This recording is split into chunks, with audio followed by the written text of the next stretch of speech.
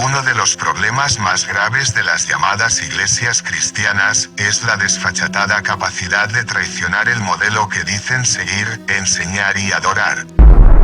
Jesús de Nazaret. Si hiciéramos un estudio comparado sobre Cristo y el cristianismo, estaríamos años viendo las discrepancias. El problema radica en que la Iglesia cristiana ha hecho todo lo contrario a lo que Jesús es y representa. Jesús nunca intentó fundar una religión y el cristianismo usó su figura para levantar una. La religión cristiana se levanta a través de la interpretación que Pablo de Tarso da a la muerte de Jesús de Nazaret. Podemos decir que el cristianismo es levantado desde la muerte, porque exalta la muerte, y se opone a toda forma y libertad de vivir. Si has llegado hasta aquí en este vídeo, es una señal de que te interesa el tema, por lo que te mostraré 7 traiciones que el cristianismo hizo a la persona de Jesús de Nazaret. Primera. Jesús nunca dijo ser Dios, él se sentía a sí mismo hijo de Dios, pero nunca de la forma literal que todos piensan. Enseñó que todos los hombres sin excepción son hijos de Dios igual que lo era él. La Iglesia enseña que solo son hijos de Dios aquellos que se convierten al cristianismo, los demás son impíos y están destinados al infierno eterno. Segundo, Jesús nunca quiso ser rey, de hecho evitó muchas veces que lo proclamaran un líder político. La Iglesia creó un imperio y colocó la figura de Cristo como Rey universal, y este imperio sigue aún controlando a millones de personas de todo el mundo, bajo el terror al infierno, la penitencia por un supuesto pecado original, y la intolerancia hacia todo lo que es diferente. Tercero, Jesús no hacía distinción entre personas, para él, todo ser humano era igual. La Iglesia predica que no se debe amar al mundo, ni a las cosas que en él hay. Porque quien lo haga, se constituye enemigo de Dios. Sin embargo, todos los cristianos hacen uso de los bienes del mundo, creados por personas que no son cristianas.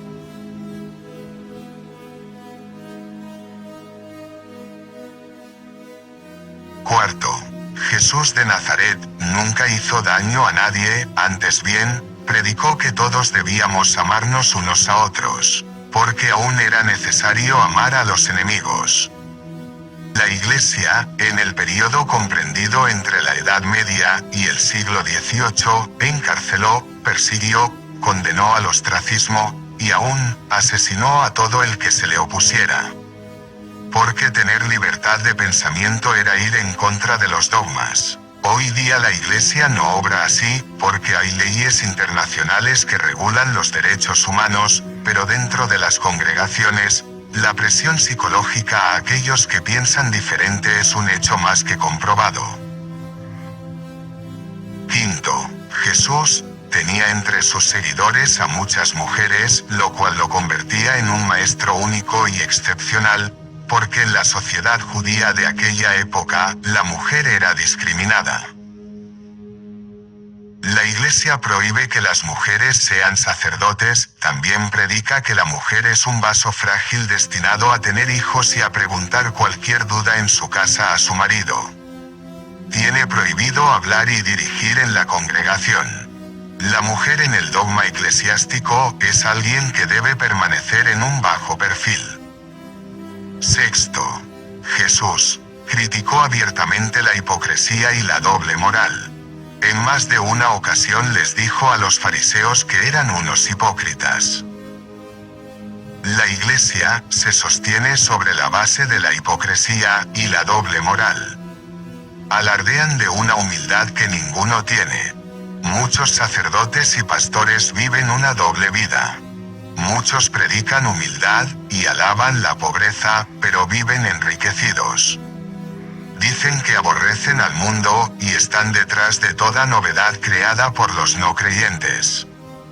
Predican en contra de la música mundana y hacen el mismo tipo de música pero con letras cristianas.